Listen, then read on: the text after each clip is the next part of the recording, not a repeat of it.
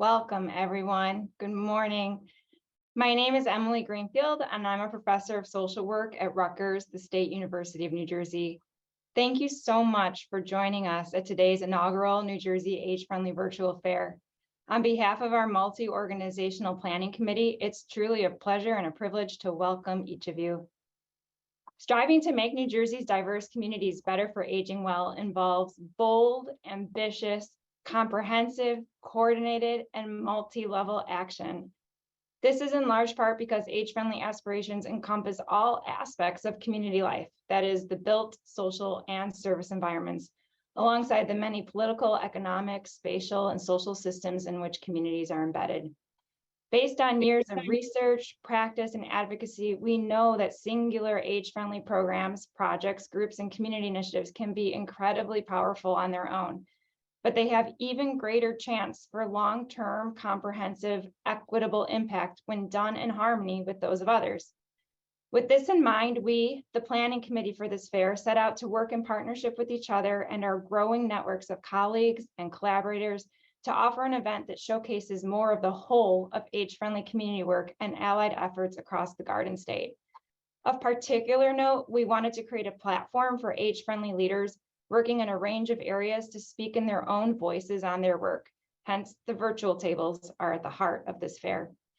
In short, we hope that this event allows participants to come closer to experiencing the totality of age-friendly efforts in our state, while also having the opportunity to engage directly with leaders on the specific components of the movement in New Jersey of greatest interest to them.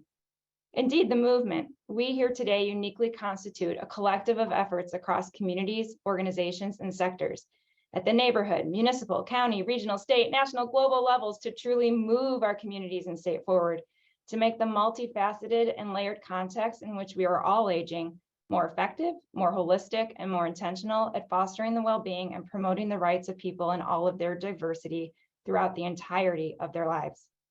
We hope that each individual, organization, and community participating today will come away from this event with at least one additional contact, a promising practice, an inspiring idea, strategic direction, or action goal that you can bring back to your own work and that will collectively turn up the volume on New Jersey's growing chorus of age-friendly champions.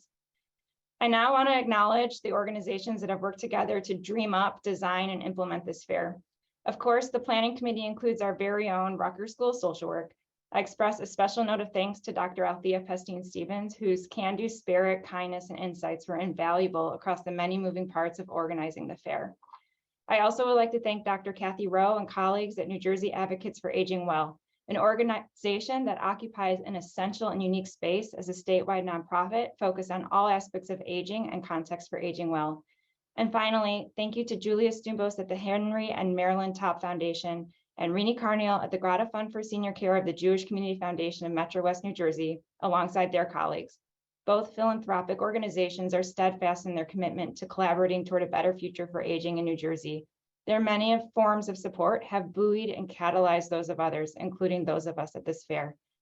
I also want to thank the over 60 presenters at today's event for their generosity in time and expertise by hosting virtual tables today.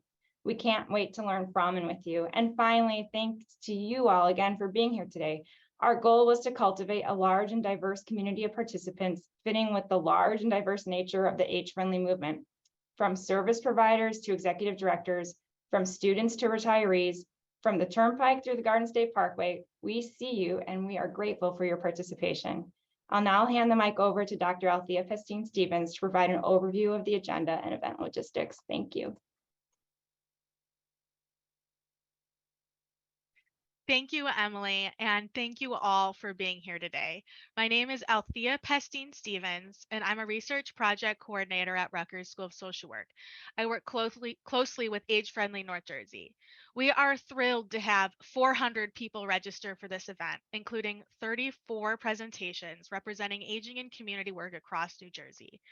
I want to reiterate thanks to all of our presenters, the organizing team, our student postdoc and faculty helpers who will be in the breakout rooms, Zach from IT, our dignitaries who graciously provided remarks, and most importantly, all of you who are doing the important work on aging in our state and made the time to join us this morning.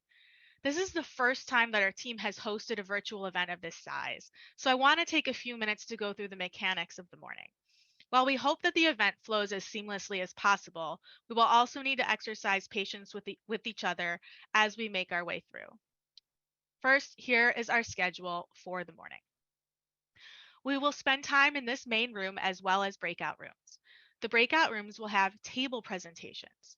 Our table presenters have prepared brief, informal presentations about their work relating to various aspects of aging and community, including housing and transportation, disability and inclusion, dementia, LGBTQ aging, home and community-based services, research, policy, and more, featuring local age-friendly community initiatives, statewide coalitions, and much else in between.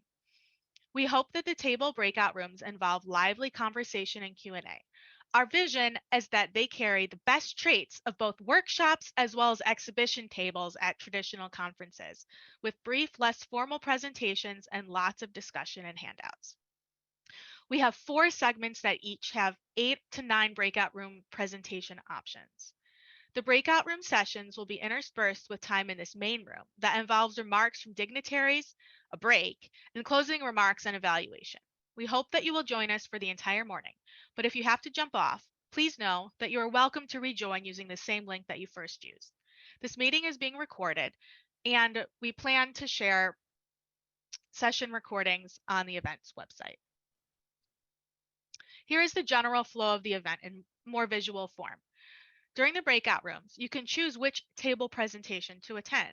Breakout rooms are labeled with the number of the session and a brief title, due to Zoom limits on the number of characters that can be in a room name. I will go through more details regarding joining breakout rooms shortly before we introduce the first session. Before we introduce that first session, I want to share some ways that you can connect with each other during the event. First, you are welcome to continue introducing yourselves in the chat here in the main room. We also encourage you to use the event's virtual bulletin board on Padlet. I think Julia just put the link for the Padlet in the chat. You will continue to be able to access this Padlet after the event. You can introduce yourself and your work. You can ask a question for discussion in that space. You have to press the little chat bubble button in order to be able to write a comment. You can also like. There are instructions on the Padlet for how to use it. You can make your own post that includes content of any types, text, images, videos, documents, and other links, as well as interact with other posts by liking and commenting. Many presenters have shared additional handouts in the Padlet, and you are welcome to add other pieces of your work that you would like to share as well. IT support is available should you have issues with Zoom. You can connect with Zach in 2 ways. Look for Zach from IT, he's from Rutgers, in the Zoom participants section. He has IT in his name. You can send him a message using Zoom chat. You can also call him at the number listed, which is 848-209-6401, and this number will go directly to Zach. Finally, we will conclude the event with a brief evaluation survey. We will put this survey in the chat. We hope you will complete it at the end of the event, but if you have to leave early, we still encourage you to complete the survey so that we can learn from this experience and improve for the future.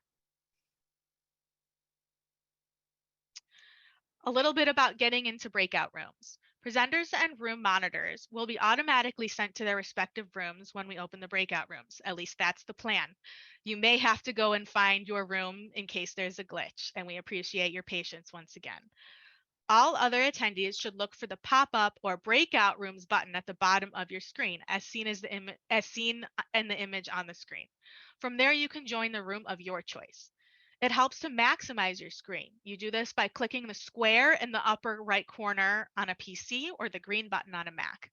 You might also have to click the 3 buttons on the bottom of your screen to see the more options that include breakout rooms. Tech support is on hand to help you find your way into a room. Just if you have trouble getting yourself into a room, stick around in the main room and let us know. You can unmute and just say the number of the room you'd like to go into, or you could type the number of the room into the chat. Here's the screenshot with the more button that you might need to press, the 3 buttons at the bottom.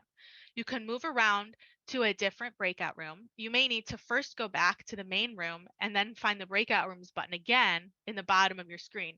If you do choose to switch rooms, we ask that you mute yourself upon entry to the new room so as to not disrupt the session that's going on.